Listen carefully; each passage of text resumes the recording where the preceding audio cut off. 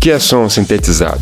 Na produção musical, o termo síntese sonora refere-se à criação de sons complexos a partir de elementos mais simples. É mais do que apenas componentes eletrônicos. É um processo criativo que lida com algo imprevisível. A síntese sonora é um universo de possibilidades.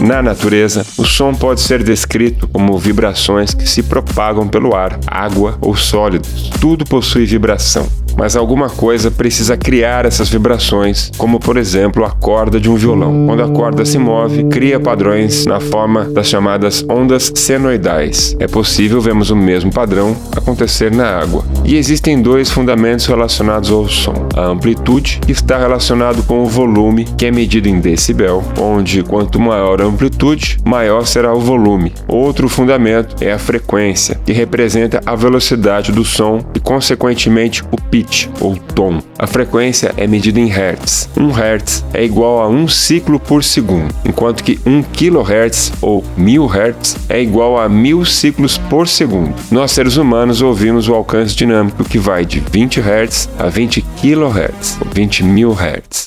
Na produção musical, a primeira síntese sonora, produzida de forma eletrônica, foi produzida no início do século XX, na Rússia, por um circuito magnético, um instrumento bem peculiar chamado Theremin, inventado pelo músico e engenheiro Leo Theremin. Com as mãos, é possível alterar o campo magnético e assim produzir ondas sonoras.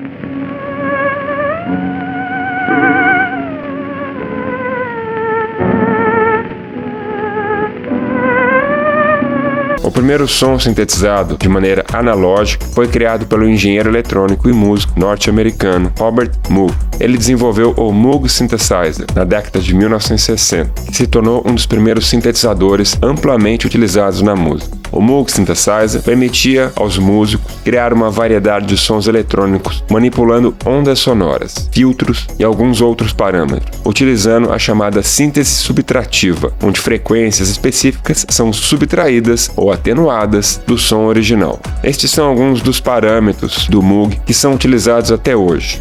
Oscilador, responsável por gerar ondas sonoras básicas, como as ondas senoidais, que são comumente encontradas na natureza. Sua simplicidade e regularidade faz dela uma onda dita como natural. Ondas quadradas, triangulares, que são muito próximas das harmonias encontradas nas ondas senoidais, ou serrilhadas. O oscilador é basicamente onde o som começa. Sintetizadores podem ter um ou vários osciladores para gerar harmônicas mais complexas. Filtro.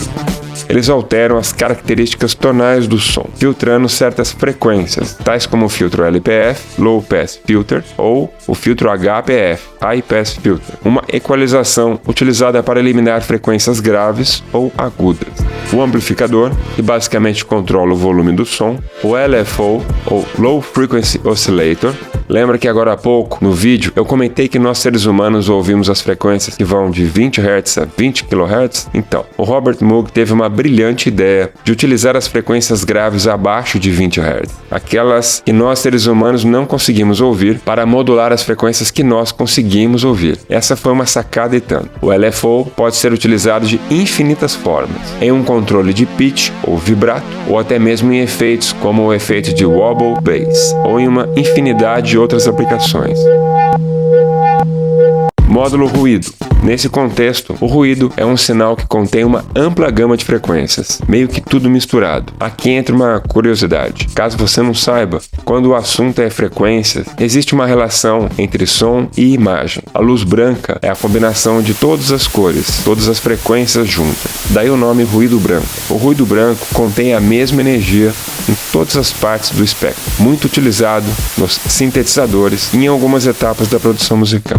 Envelope. E por falar em espectro, a técnica do envelope é essencial para esculpir a forma e a expressividade de um som. Cada frequência ou som produzido possui seu próprio espectro sonoro. O espectro indica as harmonias que compõem um som. Daqui a pouco a gente vai falar mais sobre isso. O envelope molda, por assim dizer, a forma como o som evolui ao longo do tempo, incluindo os parâmetros do ataque, decaimento, sustentação e liberação, o chamado ADSR. E para esse vídeo aqui não ficar muito longo, depois dá uma conferida conferida nesse outro vídeo, onde a gente explica o passo a passo na hora de configurar o ADSR no seu programa de produção musical. Eu vou deixar o link aqui na descrição do vídeo. Teclado ou controles. O último item fundamental de um sintetizador é o teclado. Ele representa o input do sistema que permite o músico tocar e modular o som de diversas maneiras. Cada tecla representa uma nota, ou melhor dizendo, uma frequência. A nota musical Lá, por exemplo, no teclado, ou mais precisamente a nota A4, é sintonizada para vibrar a uma frequência de 440 Hz, frequência comumente utilizada para afinar todos os instrumentos musicais. Uma curiosidade sobre a relação das notas musicais com a frequência. Quando dizemos que mudou a oitava na nota de um instrumento, significa que a frequência dobrou ou diminuiu pela metade. No próximo vídeo falaremos mais a respeito das notas musicais.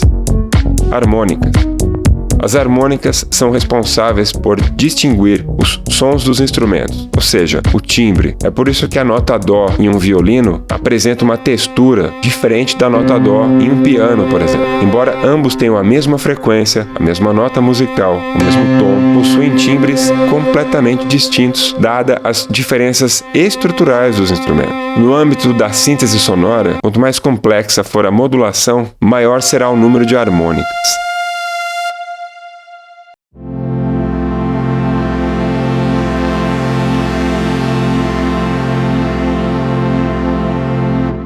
Você pode utilizar o sintetizador de duas formas, imitando algum som que já existe ou criando algo totalmente inovador, um som que jamais foi ouvido antes. Mas foi na década de 80 que surgiu o primeiro sintetizador com processador digital capaz de produzir, dentre outras inovações, a síntese de frequência modular, mais conhecida como FM, o sintetizador Yamaha DX7. A síntese de frequência modulada FM em um sintetizador refere-se ao uso de osciladores que modulam outras frequências de outros osciladores para gerar novos sons. No contexto da síntese FM, há dois osciladores ou operadores principais envolvidos: o oscilador modulador e o oscilador portador, o carrier em inglês. A síntese de frequência modulada possibilitou uma infinidade de possíveis combinações, o chamado algoritmo de síntese de FM, que pode ser observado desenhado na parte superior de vários sintetizadores na forma de conexões, bem como a síntese de tabela de ondas chamada de wavetable, uma técnica utilizada em sintetizadores para gerar som. Nessa abordagem, a forma de onda não é gerada de forma contínua, como ocorre em um oscilador tradicional, mas sim por meio de tabelas de ondas pré-definidas, por isso wavetable. O primeiro sintetizador a utilizar uma wavetable foi o PPG Wave, lançado em 1981. Então, eis que surgiram os computadores da era digital, e com eles os DAWs, Digital Audio Workstations, os tão conhecidos programas de produção musical, com seus plugins e VSTs capazes de emular digitalmente com precisão os sons de qualquer instrumento, vozes e efeitos sonoros. O conceito de som sintetizado agora dá lugar para o som digitalizado, bits, e para falar a verdade, nem o conceito de som existe mais. Dentro do computador, tudo não passa de zeros e uns. Modulações, filtros, envelopes, wavetables, sound design. O que antes era restrito ao universo dos sintetizadores, agora pode ser aplicado a qualquer instrumento digital, vozes e efeitos sonoros. A síntese sonora, que já parecia ser infinita na era dos sintetizadores, agora na era digital, tomou uma dimensão incalculável. E toda essa evolução da síntese sonora, do eletromagnético ao digital, resultou na explosão da inteligência artificial, que ainda pode não entender muito de arte, de música, mas com toda certeza entende muito bem de código binário. Ainda não chegamos nem na metade do caminho em termos de descobrir todos os sons que a síntese modular pode produzir. E essa é a maior oportunidade que o músico pode sonhar: poder criar sons, músicas que nunca foram ouvidas antes.